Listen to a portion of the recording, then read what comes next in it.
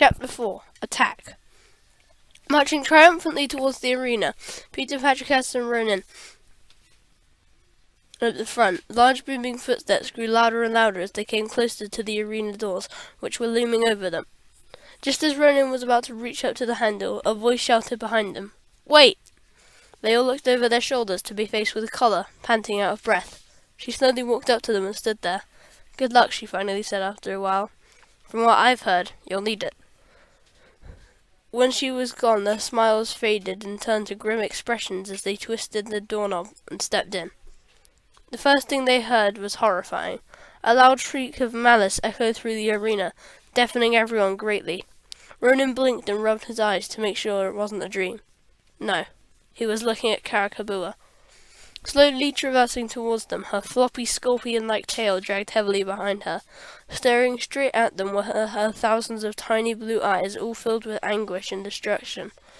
Her scaly, flaking skin was covered in holes from their previous fight. "Charge!" shouted Patricus, almost as loud as Karakabua, who was screaming as she charged towards them, digging her beastly limbs into the ground.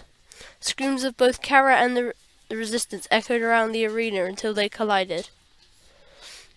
Many stabbed their knives rapidly and repeatedly at her, trying to penetrate her skin, while others shot their guns mercilessly at the kaiju. Yet, despite all their efforts, the beast remained supreme over them. There was only one thing left to do. "Step away!" shouted Peter.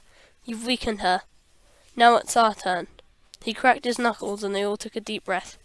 "This ends now." "Charge!" they all shouted. All of a sudden, millions of NASA ships flew into the sky and began shooting at her, also sending agents down to the ground. Out of nowhere, the NASA Express, which was thought to have been destroyed, appeared next to Kabua, about the size of her. The voice of Mr. Miyagi shouted out the speakers, "All troops attack!" Kara was surrounded by NASA agents and was helpless. Ronan, Peter, and Patricus stepped forward. "You are weak. Admit defeat," threatened Patricus. Kara let out a roar of frustration. And so the fight began. Ronan jumped up onto her arm and sprinted up towards her head. Meanwhile, Peter and Patricus led the full attack on her.